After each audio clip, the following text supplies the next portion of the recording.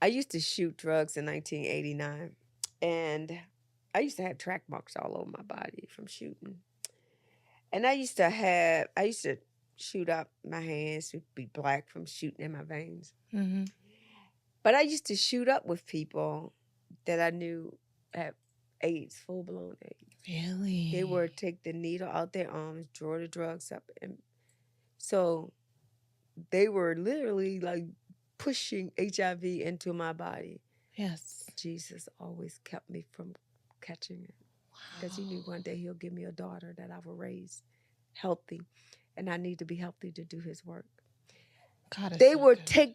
will hit their blood still in the height, Mm-hmm. pull up the drugs and put it in my veins. You were protected. There was no way to not catch it. Right. That's literally how you That's how you get catch it. Yes. Yes. And Jesus right there. Wow. Protecting you all this time and using you for I his was glory. 7 months pregnant with my daughter, out prostituting one night. Just how dark my world was. While you were pregnant. Out prostituting. This guy picked me up. Oh my He God. takes me to his house. In the midst of the intercourse, my water breaks. Oh my goodness. He gives me $10 and put me out his house. This how dark my world is during that time. I walked from his house with the fluids from my baby's sack running down my legs to walk to a shooting gallery. A shooting gallery. For those that don't know what it is a hole in the wall where you go and sit on the floor, sit on the sofa, sit on something filthy and dirty and wait till somebody come to put a hype in your arm. Wow. So you weren't even interested in going to the hospital. Like you were so disconnected. So disconnected. That that's all you were thinking about was the drugs. Went over with fluids running down my legs, getting the $10 worth of drugs in my system, and then I make it to the hospital. So you ended up eventually getting to a hospital? Yeah. And I give birth to a 5-pound baby, regardless. She still was 5 pounds. And she had drugs in her system, and rightfully so, they took her away from me. Was the coke how you were coping with him beating you? The coke was I was coping with everything. Okay. Everything, you know. So that was your answer once it was introduced to you. And I tell people today, you know, and because I keep it real, Mm-hmm. cocaine was the best thing could have happened to me. Age 19, somebody came to me and said, try this. And it was crack cocaine. I ain't getting no beatings for dust in the house no more, because after one hit of crack, I cleaned my house. I went upstairs, cleaned the neighbor's house. I was outside washing everybody's car. Shoot, I ain't get that beating no more. Tell me something about cocaine. Mm-hmm. What's the good part of it? What's the good part about crack cocaine? It's a number. It absolutely, positively numbs out any feeling you have, only for a few seconds. That's why you got to keep doing it again and again. But there is no concern. So, I mean, I used to take a hit of crack cocaine, and I used to get high on the fact that I had it in my hand. It didn't even get in my system yet. But because I knew in the next few seconds, I'm going to be somewhere else, and I don't have to deal with reality. Why do you say that? Because cocaine stopped me from trying to continuously take my life. Oh, I see. It numbed you. It numbed me. Now, I don't suggest people go out there and start doing coke because some people don't live through it. Some people don't live through it. No.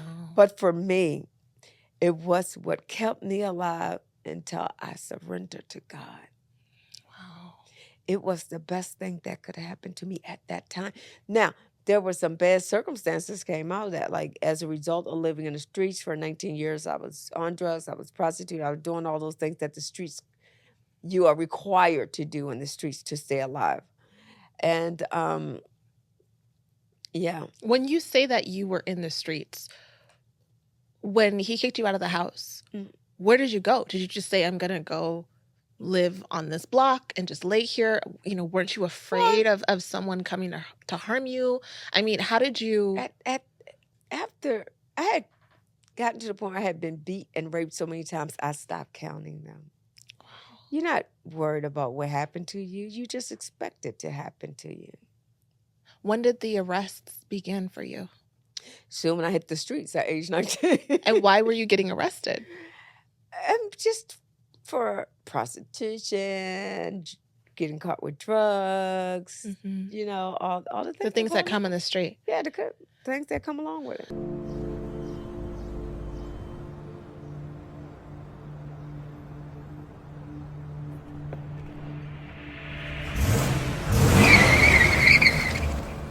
Well, this one particular day, I had made a deal with these two guys, and they had like a massive amount of crack.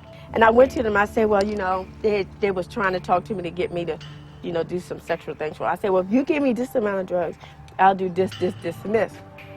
Well, I thought I was a good negotiator, but I guess I wasn't, because when we were going behind this building, they started to talk among themselves. And when we got back there, they were saying, well, we're not going to give you anything, but you're still going to do this, and this.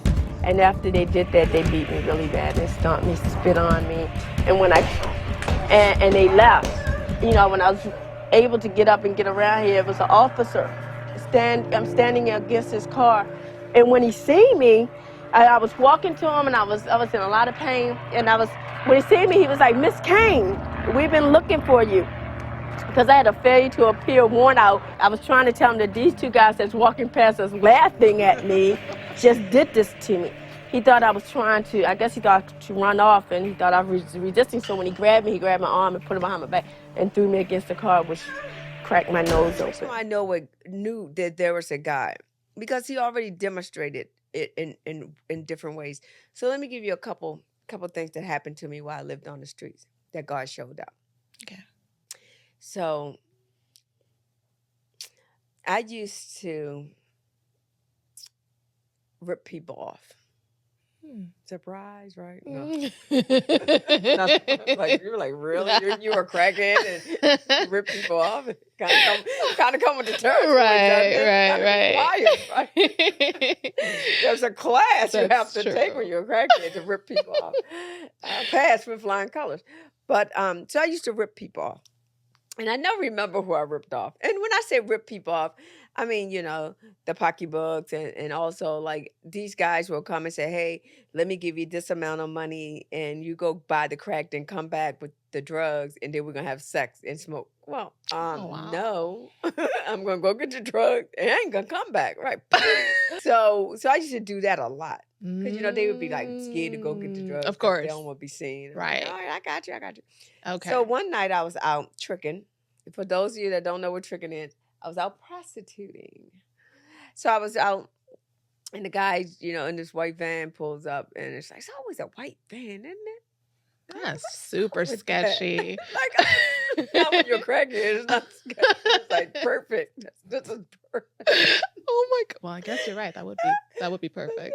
Perfect. White van, okay. So I'm out, right? And so this guy pulls up and he said, you working? And I was like, yeah. And I jump in the van, right?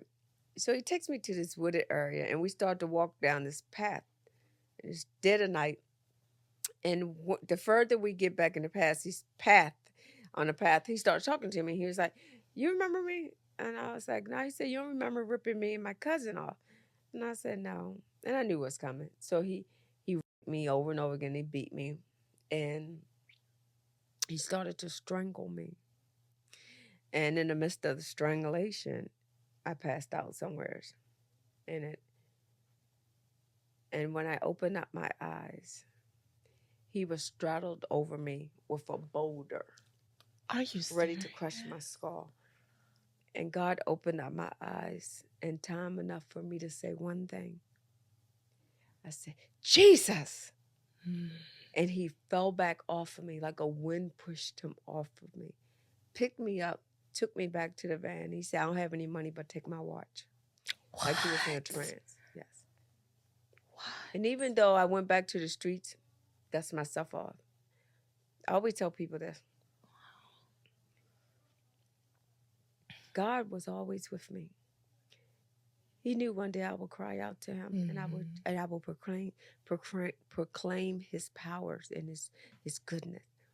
But I was out prostituting, and I wasn't on the corners praising God, telling people, give your life to Christ. So I was tricking. And from that moment, I always knew that there was a God. And that he cared about you. And he cared about me. And I knew the power of the name of Jesus.